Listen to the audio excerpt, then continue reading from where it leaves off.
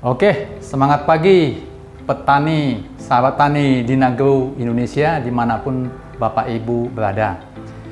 Senang kita bertemu, terutama spesial juga khusus kepada petani sawit. Bapak Ibu dimanapun berada, terima kasih, senang kita berada dan menyampaikan atau sharing informasi kepada Bapak Ibu. Ada info, nggak banyak sih, banyak info bahwa kenapa kita harus mupuk kelapa sawit kita, nggak kita pupuk aja berbuah. Buah yang bagaimana Bapak Ibu yang tidak dipupuk itu? Banyak faktor-faktor yang mengaruhi kelapa sawit. Kelapa sawit adalah salah satu tanaman perkebunan monokultur yang memang cukup rakus dengan unsur hara.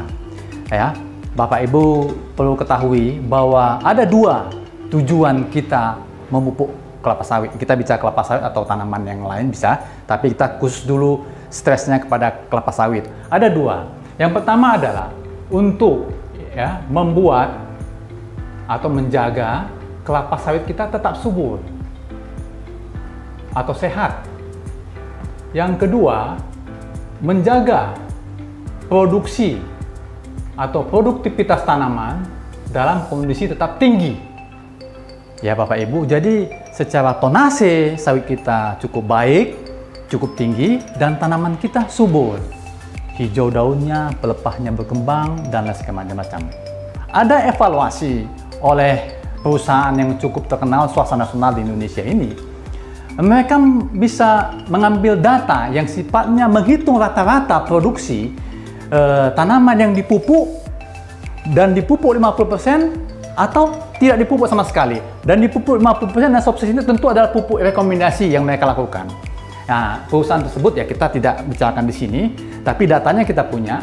Rata-rata satu siklus kita bicara, ya, 1 tahun rata-rata, kalau dia dipupuk dengan dosis 100%, ini bisa 25,5 ton per hektar per tahun. Dengan posisi 2, dengan 50% dosis dari rekomendasi, ini tinggal langsung jatuh 21,5 ton per hektar per tahun. Tapi yang tidak dipupuk sama sekali, 0, ya, ini hanya berpotensi 16 ton per hektar per tahun. Tapi dengan catatan Bapak Ibu sekalian, ini bibit unggul. Bibit unggul. Nah, tinggal Bapak Ibu lihat kemampuan produktivitas tanaman kita masing-masing dan lihat bibit bagaimana yang Bapak Ibu tanam di kebun kita. Semoga bibit unggul ya Pak ya, Ibu ya. Oke, terima kasih. Kemudian kita bertanya, Bapak, Bu, kemana pupuk itu dipakai oleh kelapa sawit? Kita bicara dulu dengan tonase, ya. Dan ini hasil penelitian juga bahwa untuk menghasilkan 10 ton TBS atau tanaman buah segar per hektar per tahun dengan SPH, artinya SPH total pokok atau total tegaan kelapa sawit per hektar. SPH 142 berarti jarak tanamnya 9 x 9 meter. Ya. Ini setelah dia pupuk NPK, Mg, 3 pupuk major dulu atau pupuk yang makro sifatnya. Setelah kita konversi Bapak Ibu ya ke bawah, ini pupuknya urea, ini TSP, ini MOP, dan ini kiserit. Ya, ternyata setelah untuk 10 ton TBS tadi yang dihasilkan dibutuhkan atau terkandung di dalam TBS itu ureanya ada 0,45 kilo, TSP-nya 0,15, MOP-nya ada 0,55 kilo, dan kiserit dalam bentuk magnesium itu ada 0,375 kg per batang per tahun untuk posisi 10 ton per hektar dengan populasi 140 sampai 143 SPH-nya. Artinya apa Bapak Ibu? Kalau kita tidak balikkan unsur hara yang hilang untuk di dalam TBS yang 10 ton, jangan kita harapkan lagi tahun depan atau tahun depan selanjutnya ya tanaman kita bisa berproduksi sama ataupun lebih daripada itu. Tidak mungkin sekali Bapak Ibu. Apapun kita bisa cerita, itu fakta lapangan. Kalaupun tadi ada teman-teman bilang nggak dipupuk pun sawit saya subur, tumbuh baik, ya mungkin saya bisa katakan teman-teman buka hutan, ya, atau buka tanah yang selama ini tidak ada tanaman monokultur, sehingga secara kasat mata kita masih bisa lihat topsoilnya masih baik, ya. Topsoilnya situ artinya tingkat kesuburan tanah level paling atas masih baik. Itulah yang diambil kelapa sawit kita untuk tumbuh dia. Tapi untuk produksi kita harus bisa baca, Bu. Untuk menghasilkan 10 ton saja dia harus butuhkan sekian pupuk kita yang harus kita balikkan ke tanah itu untuk produksinya. Padahal kita mengetahui bahwa pemupukan kelapa sawit itu secara agronomis ataupun teori, ya, yang dilakukan di lapangan, efeknya kepada kelapa sawit kita bisa 2 tahun. Loh, lama Pak? Iya, tapi bukan saya katakan kita mupuk 2 tahun sekali, bukan, itu salah.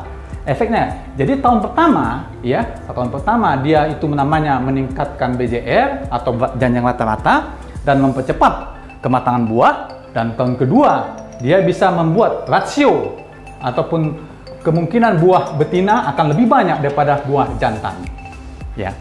Tapi faktor satu lagi, Bu, kenapa kita harus pupuk, bahwa tanaman kelapa sawit kita dengan bibit-bibit unggul sekarang ini, ya, pembenih-pembenih dari perusahaan-perusahaan terkenal itu tetap menghasilkan bibit unggul yang sangat respons terhadap pemupukan. Itu salah satu kriteria yang mereka hasilkan. Artinya apa? Kalau pupuk tidak dikasihkan, tanaman tidak akan bereaksi dengan baik, Bu. Produksi pun akan jebol, akan turun dengan sangat nyata, walaupun Bapak Ibu pakai pupuk unggul. Artinya apa? Kita dengan bibit unggul yang terpakai tak kawal, dengan pemakaian juga pupuk yang tepat, maka tonase kita akan cukup tinggi. Tonase 2 hitungannya adalah TBS, ya. TBS per hektar per tahun, dan penghasilan kita juga CPO per hektar per tahun. Dalam hal ini kita bisa juga bicara rendemen. Tapi kendala sekarang Bapak Ibu, rekan petani sawit di Nago, terutama petani kelapa sawit, masalahnya adalah kelangkaan pupuk NPK yang cukup langka dan mahal lagi harganya. Teman-teman di sekitar Kota Medan ini ada informasi, ya, dengar ada suatu pupuk dengan nama FGBAS katanya, ya, pupuk NPK warna biru, sudah hampir 1 juta satu sak terakhir ini. 1 juta, berarti kalau kita rata-ratakan satu sak itu 50 kilo, ya, 1 juta, maka ya saja per kilogram udah hampir 20.000 per kilo, udah cukup mahal, Pak. Nah, dengan kehadiran kenyataan seperti nyata ini, kami dari perusahaan yang memproduksi namanya pupuk Dinago, yang pupuk cukup lengkap kandungannya, NPK dan mikro segala macam, ya, yang diproduksi dari perusahaan yang cukup terkenal, dan komposisinya juga cukup dapat dipertahankan dengan baik, ya. Ada unsur-unsur tambahan yang sini bisa cukup membantu kalau Anda kata Bapak Ibu susah untuk mendapatkan pupuk NPK yang saat ini cukup langka dan cukup mahal di lapangan.